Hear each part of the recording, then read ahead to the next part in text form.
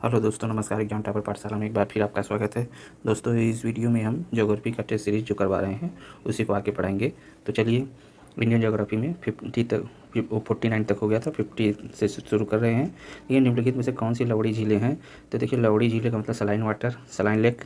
और डल झील जो है आपका मीठे पानी का है, तो आपका यह नहीं होगा। तो एक ऑप्शन जिसमें है वो कट जाएगा, ए, और आपके सी कट जाएंगे, बचा क्या? बी और डी। और देखिए, पैगोंगसो और सोमोरिरी, ये दोनों जो है लद्दाख में है, और दोनों जो है लवड़ी झील है, मतलब खारे पानी की हैं। और सांभर झील जो है ये तो राजस्थान की सबसे बड़ी झीलें हैं। तो 2, 3, 4 आपका जिसमें है सही हो जाएगा, आपका ऑप्शन डी हो जाएगा आंसर। चलिए आगे बढ़ते हैं। निम्नलिखित में से निम्नलिखित जनजातियों में कौन बहुपति प्रथा कौन मनाता है? तो देखिए, टोडा जनजाति जो है नीलगिरी पहाड़ियों पर रहती है, यह और जौनसारी जो है उत्तराखंड में रहते हैं।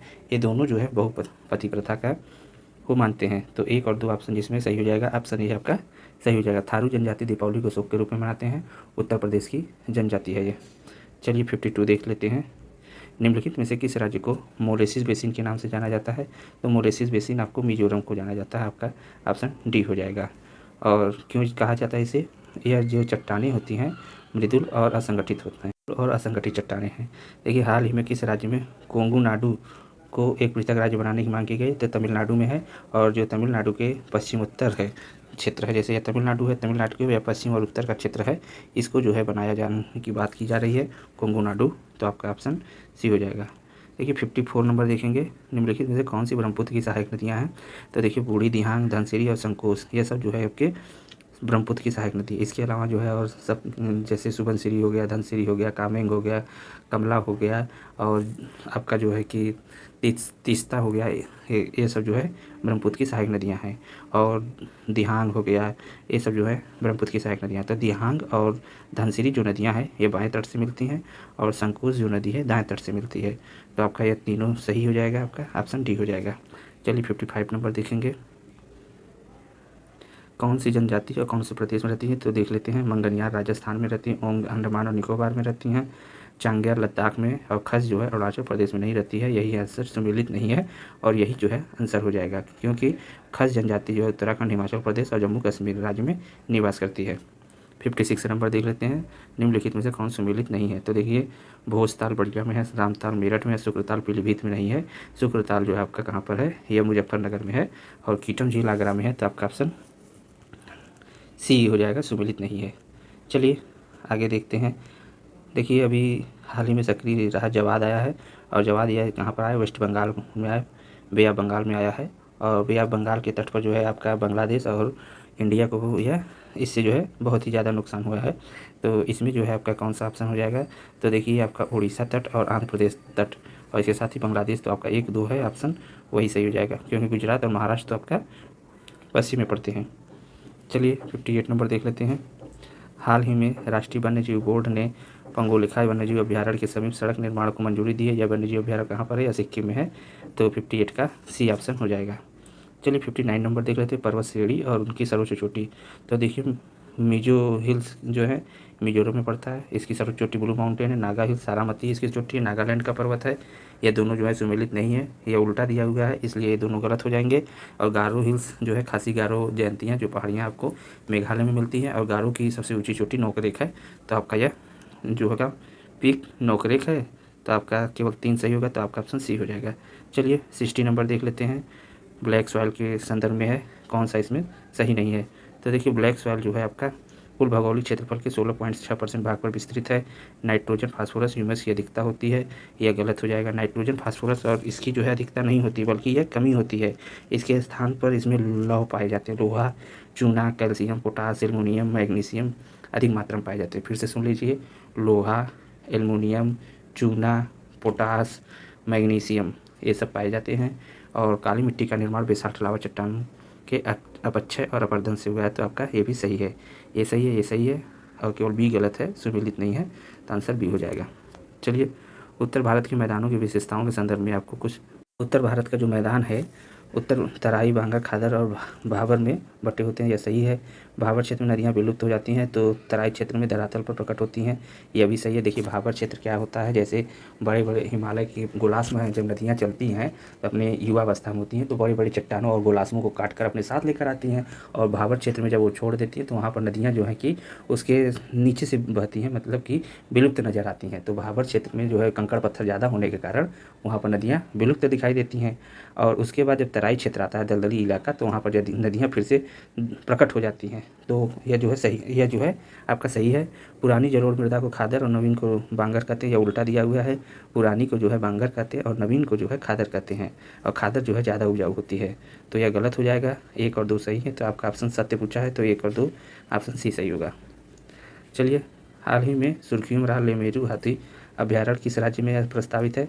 तो लेमेरू हाथी जो है आपका ये छत्तीसगढ़ में है, और यह जो है 450 वर्ग किलोमीटर के क्षेत्रफल में विस्तारित है। जो छत्तीसगढ़ का कोरबा जिला है वहाँ पर यह रिजर्व है, मतलब यह क्षेत्र है लेमेरू एलिफेंट, और यहाँ पर जो है कि कोयला की खदानें आती हैं।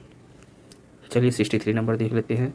निम्नलिखित कथनों पर विचार करना है। पश्चिमी घाट की तुलना में पूर्वी घाट कम ऊंचे और विविध होते हैं। तो आपका जो है कि गलत है, क्योंकि पश्चिमी घाट जो है ज़्यादा वो होते हैं, पूर्वी घाट जो है कि अविरत हैं। तो मतलब यह उल्टा दिया हुआ है, इस वजह से यह गलत हो जाएगा। और पश्चिमी घाट की औसत ऊंचाई उत्तर में दक्षिण की तरफ बढ़ती जाती है, उत्तर से दक्षिण की तरफ बढ़ती जाती है, यह सही है। और यह जो है आपका आंसर बी हो जाएगा। चलिए 64 नंबर देख लेते हैं। उत्तर प्रदेश का सबसे लंबा राष्ट्रीय राजमार्ग कौन सा है? तो सबसे लंबा राष्ट्रीय राजमार्ग NH-19 है, आपका ऑप्शन बी हो जाएगा। यह NH-2 का, इसका पुराना नाम NH-2 है, और NH-19 जो है दिल्ली से कोलकाता तक जाती है, जबकि NH-9 जो है दिल्ली से लखनऊ तक, NH-9 दिल्ली से लखनऊ तक, NH-21 जो है आपका आगरा से मुंबई तक, और NH जो है 44 जो है आगरा से बीकानेर। सॉरी दोस्तों, फिर से देख लीजिए, थोड़ा सा गलत हो गया। देखिए NH-19 जो है आपका दिल्ली से कोलकाता तक है, और NH-9 जो है दिल्ली से लखनऊ तक है, और NH-21 जो है आपका दिल्ली से सॉरी दोस्तों आगरा से बीकानेर तक है, और NH-21 आगरा से बीकानेर, और NH-44 जो है आगरा से मुंबई तक है। चलिए 65 नंबर देख लेते हैं। हाल ही में चर्चा में रहा चकमा और हाजोंग समुदाय के बीच में विचार करना है। तो चकमा समुदाय हिंदू और जबकि हाजोंग समुदाय बौद्ध है, तो यह गलत दिया हुआ है। चकमा जो है बौद्ध होते हैं और हाजोंग जो है हिंदू होते हैं, तो यह गलत दिया हुआ है। और इसमें से अधिकांश वर्तमान अरुणाचल प्रदेश में निवासरत हैं, तो आपका जो है यह सही है। और अगस्त 2021 में अरुणाचल प्रदेश के मुख्यमंत्री ने इन्हें बाहर निकालने की घोषणा की है, चकमा और हाजोंग को। तो आपका यह 2 और 3 सही है। और इसके साथ ही जो अरुणाचल प्रदेश की राजधानी है ईटानगर है, तो इसमें 2 और 3 सही होने के कारण आपका ऑप्शन बी सही होगा। चलिए 66 देख लेते हैं। शिवा समुद्रम जल विद्युत परियोजना कहाँ पर है? कावेरी नदी पर है, यह जो है कर्नाटक में बना हुआ है, और यह जो है 1902 में स्थापित किया गया है। भारत का दूसरा सबसे पुराना जल विद्युत संयंत्र है। 67 देख लेते हैं। देखिए बहुत इंपॉर्टेंट क्वेश्चन है, यहाँ से प्रश्न जो है आपको हमेशा जो है किसी न किसी एग्जाम में देखने को मिलेंगे। यह तो जो है कि सम्मिलित करने के लिए आया है, लेकिन जो है कि सिंगल भी पूछा जा सकता है कि 8 डिग्री चैनल कहाँ पर है, 9 डिग्री चैनल कहाँ से किसके बीच में है, 10 डिग्री कहाँ पर है, डंकन पैसेज कहाँ पर है। तो चलिए देख लेते हैं। देखिए 8 डिग्री चैनल जो है आपका मालदीव को मिनिकाय से, तो आपका A का 4 हो जाएगा। और उसके बाद जो है 9 डिग्री चैनल जो है आपका कहाँ से कहाँ तक है? यह 9 डिग्री जो चैनल है यह आपका मिनिकाय से लक्षद्वीप के बीच में है, तो B का 1 हो जाएगा। और 10 डिग्री चैनल जो है आपका कहाँ से कहाँ तक है? लघु अंडमान और कार निकोबार के बीच में है, तो आपका C का 2 हो जाएगा। और डंकन पैसेज जो है लघु अंडमान और दक्षिण अंडमान के बीच में है, तो लघु अंडमान, सॉरी दोस्तों, सॉरी यह गलत हो गया है। C जो है आपका 10 डिग्री चैनल लघु अंडमान और दक्षिण अंडमान के बीच है। फिर से देख लेते हैं। तो यह जो है 8 डिग्री जो चैनल है आपका, यह मिनिकाय को मालदीव से है, और मिनिकाय को लक्षद्वीप से जो है 9 डिग्री है। 10 डिग्री लघु अंडमान और दक्षिण अंडमान के बीच में है। C का जो है आपका क्या हो जाएगा? 3 हो जाएगा।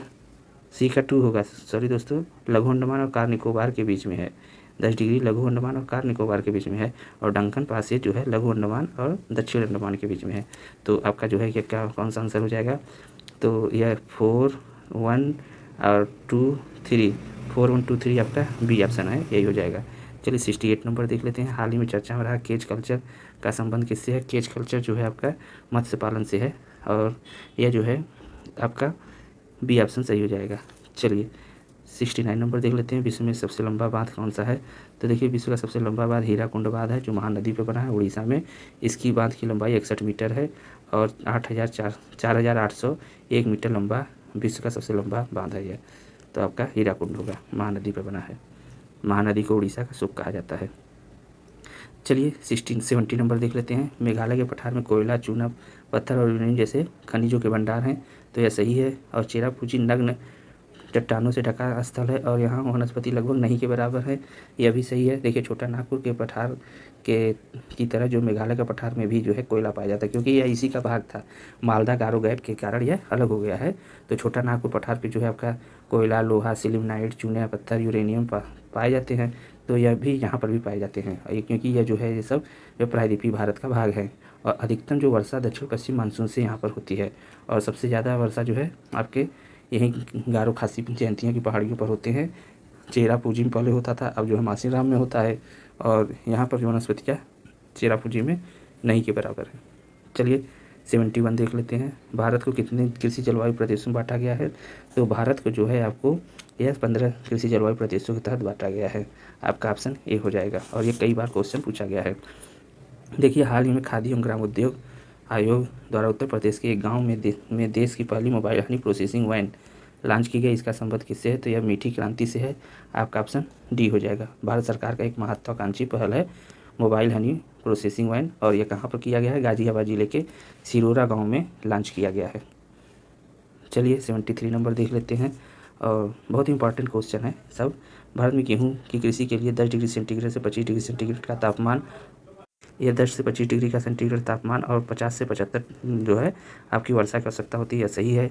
धान की फसल के लिए 25 डिग्री सेंटीग्रेड से टेम्परेचर और 100 डिग्री सेंटीग्रेड जो है सेमी जो है 100 सेंटीमीटर वर्षा होनी चाहिए। तो आपका 1 और 2 दोनों सही, आपका ऑप्शन सी हो जाएगा। चलिए 74 नंबर देख लेते हैं। ये क्वेश्चन नंबर 74 है।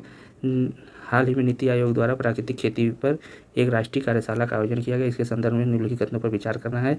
तो जैविक खेती में मिट्टी में न तो रासायनिक और न ही जैविक खाद डाली जाती है, तो यह गलत है, क्योंकि जैविक खेती में जैविक उर्वरक खाद मतलब कि कंपोस्ट, वर्मी कंपोस्ट और गाय के गोबर की खाद आदि का प्रयोग किया जाता है। तो ये आपका ऑप्शन गलत हो जाएगा। और प्राकृतिक खेती में कंपोस्ट, वर्मी कंपोस्ट, गाय के गोबर, देखिए ये उल्टा दे दिया है, तो ये भी गलत हो जाएगा और यह भी गलत हो जाएगा। और प्राकृतिक खेती में मिट्टी में न तो रासायनिक और न ही जैविक खाद डाली जाती है। सॉरी दोस्तों, जैविक खेती में तो कंपोस्ट, वर्मी कंपोस्ट और गाय के गोबर की खाद डाली जाती है, लेकिन प्राकृतिक में न रासायनिक और न जैविक डाली जाती है। और इसमें न तो मिट्टी और उर्वरक का प्रयोग, न तो मतलब कि इसमें उर्वरक का प्रयोग नहीं होता है। और जो क्वेश्चन नंबर 3 नंबर देख लेंगे, तो ये 1 और 2 गलत हो गए हैं। प्राकृतिक खेती में न तो जुताई होती है और न ही मिट्टी को पलटा जाता है, तो यह आपका सही है। तो इस वजह से जो है आपका 1 और 2 गलत हो जाएंगे। सत्य पूछा है तो आपका ऑप्शन सी हो जाएगा। चलिए 75 नंबर देख लेते हैं। हाल ही में जनगणना 2011 के अनुसार उत्तर प्रदेश की जो अनुसूचित जनजाति है उसका प्रतिशत कितना है? तो यह 0.6% है उत्तर प्रदेश में 2011 के अनुसार, तो आपका ऑप्शन ए हो जाएगा। चलिए 76 नंबर देख लेते हैं। अक्सर सुर्खियों में रहने वाला चिल्लाई कला का संबंध निम्नलिखित से किससे है? तो चिल्लाई कला जो है यह कश्मीर में 40 दिनों में सबसे कठोर सर्दियों की अवधि होती है। तो आपका 21 दिसंबर से 23 जनवरी के बीच जो सबसे कठोर सर्दियों की अवधि होती है उसे चिल्ले या चिल्लाई कला या कलन के नाम से जाना जाता है। चिल्लाई कला एक फारसी शब्द है जिसका अर्थ है बड़ी सर्दी। चिल्लाई कला का मतलब बड़ी सर्दी होता है, और ये 40 दिन तक यह रहता है। चलिए 77 नंबर देख लेते हैं। हाल ही में पुली चिंतला बांध को गेट टूटने की वजह से बाढ़ की चेतावनी जारी की गई। यह बांध किस नदी पर है? तो यह कृष्णा नदी पर, और यह आंध्र प्रदेश में बनाया गया है। बहुउद्देशीय परियोजना का था, गेट टूटने से चर्चा में रहा है, तो आपका ऑप्शन बी हो जाएगा। चलिए, और कृष्णा नदी पे नागार्जुन सागर डैम भी बना हुआ है। देखिए 78 नंबर आपका स्वर्णरेखा नदी के बारे में। ये स्वर्णरेखा नदी, इसका उद्भव रांची के पठार से होता है, यह सही है। पश्चिम बंगाल में हुगली मिल जाती है, गलत है। यह इस नदी में रांची के समीप हुंडरू जल प्रपात है, तो यह भी सही है। 1 और 3 सही है, तो सत्य पूछा है तो आपका ऑप्शन ए हो जाएगा। देखिए स्वर्णरेखा नदी छोटा नागपुर पठार से निकलती है, और ये छोटा नागपुर पठार की एक ऐसी नदी है जो छोटा नागपुर पठार को 2 भागों में बांटती है। एक भाग रांची का पठार और एक भाग जो है हजारीबाग का पठार, और यह स्वतंत्र रूप से पश्चिम बंगाल की खाड़ी में अपना मुहाना बनाती है। और सॉरी दोस्तों, हुगली नदी में जाकर मिलने वाली नदी, और जो सॉरी दोस्तों क्या बोल दिए, देखिए जो यह स्वर्णरेखा नदी होती है यह जो है बंगाल की खाड़ी में स्वतंत्र रूप से अपना जल गिराती है। चलिए 79 नंबर देख लेते हैं।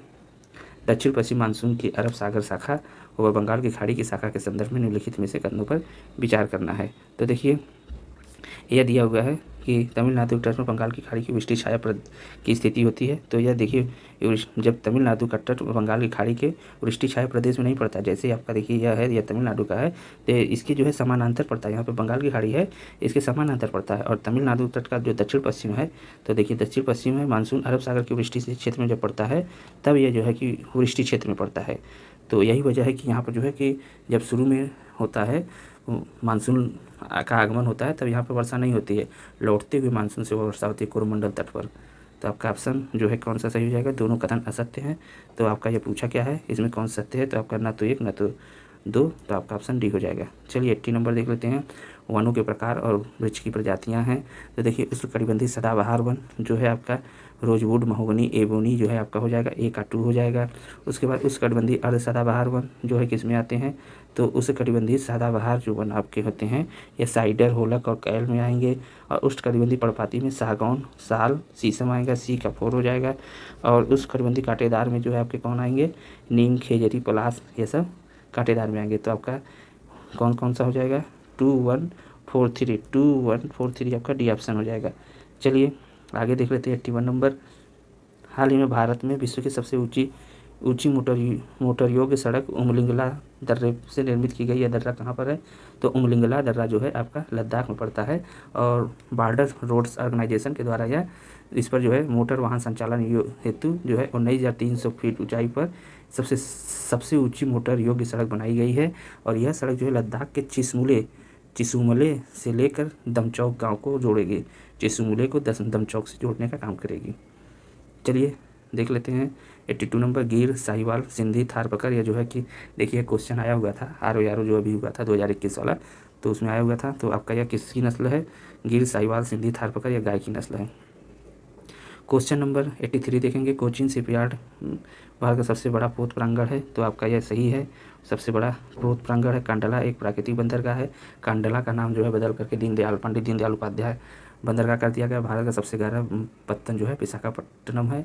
तो 1, 2, 3 तीनों सत्य हैं, तो आपका ऑप्शन डी हो जाएगा। चलिए 84 नंबर देख लेते हैं। सुमेलित करना है। कोयले खान की क्षेत्र है और भारत के राज्य हैं। तो देखिए आपका यह जो है आपका कहाँ पड़ता है, झिलीमिली जो है आपका छत्तीसगढ़ में पड़ता है। तो 1 का 3 हो जाएगा। रंगीत घाटी आपका कहाँ पड़ता है, सिक्किम में पड़ता है। और तंदूर जो है तेलंगाना में पड़ता है, और रामपुर हिमगिर जो है उड़ीसा में पड़ता है।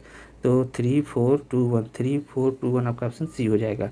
चलिए आगे बढ़ते हैं। 85 नंबर देख लेते हैं। हाल ही में भारत के किस राज्य केंद्र शासित प्रदेश में सबसे ऊंचाई पर मौसम विज्ञान केंद्र की स्थापना की गई है, तो मौसम विज्ञान केंद्र की स्थापना आपका लद्दाख में की गई। लद्दाख के लेह के बीच जो है सबसे ऊंचाई पर 3,500 मीटर की ऊंचाई पर यह मौसम विज्ञान केंद्र की स्थापना की गई है। और यह केंद्र जो है नुब्रा हो गया, चांगथांग हो गया, पैंगोंग झील हो गया, कारगिल, द्रास, खलसी आदि जो प्रमुख पर्यटन है वहाँ से पूर्वानुमान की सुविधा प्रदान करेगा। चलिए 86 नंबर देख लेते हैं। उत्तर प्रदेश की सर्वाधिक लंबी नहर कौन सी है, तो सर्वाधिक लंबी नहर देखेंगे तो यह शारदा नहर है। और इसकी नहर की लंबाई 9,961 है। शारदा नहर का उद्गम जो है कहाँ से होता है, बनवासा, मतलब उत्तराखंड और नेपाल की सीमा पर है, मतलब बॉर्डर पर ये टनकपुर के निकट होता है शारदा नहर का।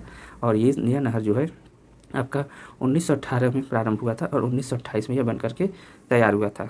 इस नहर तंत्र से जो है पीलीभीत, बरेली, शाहजहाँपुर, लखीमपुर खीरी, हरदोई, बाराबंकी, लखनऊ, उन्नाव, रायबरेली, जौनपुर, आजमगढ़, गाजीपुर, सुल्तानपुर, प्रतापगढ़ और प्रयागराज तक है।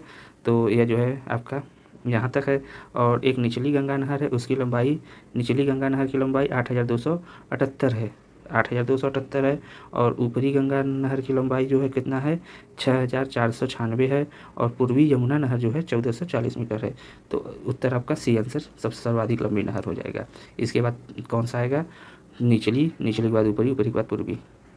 चलिए हाल ही में माणा गांव विश्व के सबसे ऊंचे हर्बल पार्क का उद्घाटन किया गया, किस राज्य या केंद्र शासित प्रदेश में, तो यह उत्तराखंड में पड़ता है। 87 का डी ऑप्शन हो जाएगा। देखिए उत्तर प्रदेश का जो किस एक्सप्रेसवे पर हवाई पट्टी का निर्माण नहीं किया गया है, तो यह जो है आपका किस पे नहीं किया गया है देख लेते हैं। तो पूर्वांचल एक्सप्रेसवे किया गया, आगरा नोएडा यमुना एक्सप्रेसवे पर किया गया है, लखनऊ आगरा एक्सप्रेसवे पर किया गया है, और बुंदेलखंड पर नहीं किया गया। आपका ऑप्शन डी हो जाएगा। पहली जो हवाई पट्टी है पूर्वांचल एक्सप्रेसवे ये कूरेभार सुल्तानपुर के निकट है। दूसरी हवाई पट्टी यमुना एक्सप्रेसवे पर मथुरा के निकट है। और जो तीसरी हवाई पट्टी है यह लखनऊ आगरा एक्सप्रेसवे पर है। बुंदेलखंड पर अभी निर्माण चल रहा है। तो आपका ऑप्शन डी हो जाएगा। 89 नंबर देखेंगे, निम्नलिखित कथनों पर विचार करना है।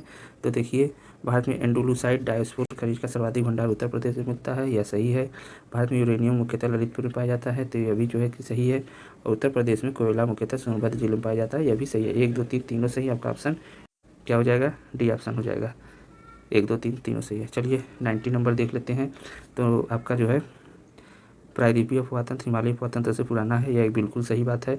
और प्रायद्वीपीय नदियाँ प्रौढ़ावस्था में हैं और उनकी घाटियाँ चौड़ी और उथली हैं, तो यह भी सही है।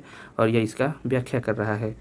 प्रायद्वीपीय अपवातंत्र जो हिमालय पर्वत से पुराना है और इन प्रौढ़ावस्था के कारण नदी घाटियाँ चौड़ा और उथला होने का प्रमाण है। तो आपका 1 और 8 दोनों सही है, इसका स्पष्टीकरण भी करता है। तो 91 नंबर देख लेते हैं। दून की घाटी कहाँ पर स्थित है? तो मध्य हिमालय और शिवालिक के मध्य है। तो शिवालिक और मध्य इसके बीच में, तो आपका ऑप्शन सी हो जाएगा। उत्तर दून और देहरादून और पाटली दून जो कहते हैं। और उत्तर प्रदेश की थारू जनजाति के संबंध में, थारू जनजाति उत्तर प्रदेश के सोनभद्र जिले में निवास करती है, यह गलत है। थारू जनजाति गोरखपुर के तराई में निवास करती है। थारू जनजाति का कद छोटा, मुख चौड़ा और चमड़ी लाल रंग का होता है, यह सही है। थारू जनजाति के लोग दीपावली को शोक के पर्व के रूप में मनाते हैं। तो 2 और 3 ऑप्शन सही है, आपका ऑप्शन बी हो जाएगा। चलिए 93 नंबर देख लेते हैं। आपका कालीवेली आर्द्रभूमि को कालीवेली पक्षी अभयारण्य घोषित किया गया, या किस राज्य में अवस्थित है? तो तमिलनाडु में स्थित है, आपका ऑप्शन बी हो जाएगा। सिंधु नदी के संबंध में निम्नलिखित कथनों पर विचार करिए। सियोग, गिलगित, काबुल इसके दाएं तट पर आकर मिलती हैं। जास्कर, चेनाब सिंधु के बाएं तट पर मिलती हैं।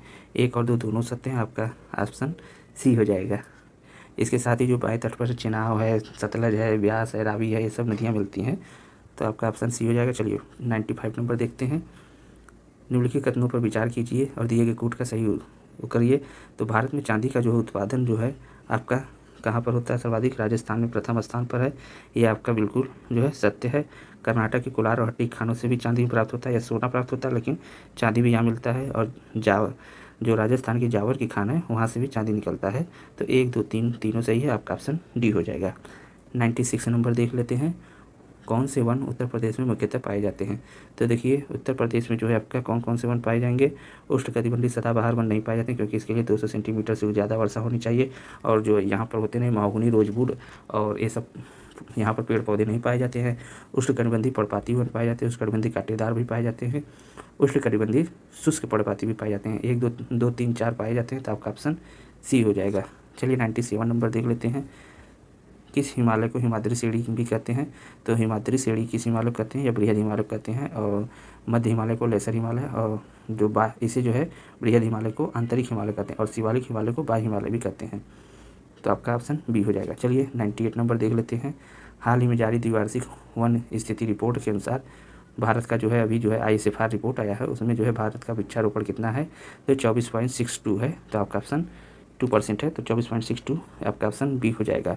तो और यह जो है कि वनावरण की स्थिति में देखेंगे तो 21.71% है, और पूरा 24.62% है।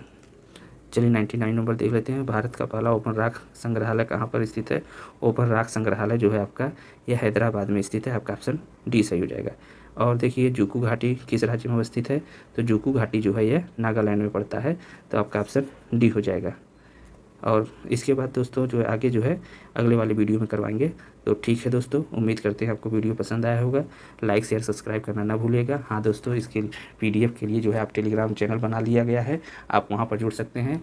चैनल के नाम पर ही है, एग्जाम टॉपर पाठशाला के नाम से ही है चैनल। बार बार जो है कि दोस्त पूछते रहते हैं, तो आप ही लोगों में से, तो जो है इसका लिंक भी हम दे देंगे। और एग्जाम टॉपर पाठशाला है, वहाँ पर जो है कि एग्जाम से संबंधित अन्य सूचनाएँ भी आपको प्रोवाइड किया जाएगा। तो आप जल्दी जुड़ जाइए, अभी नया ही बना हुआ है चैनल।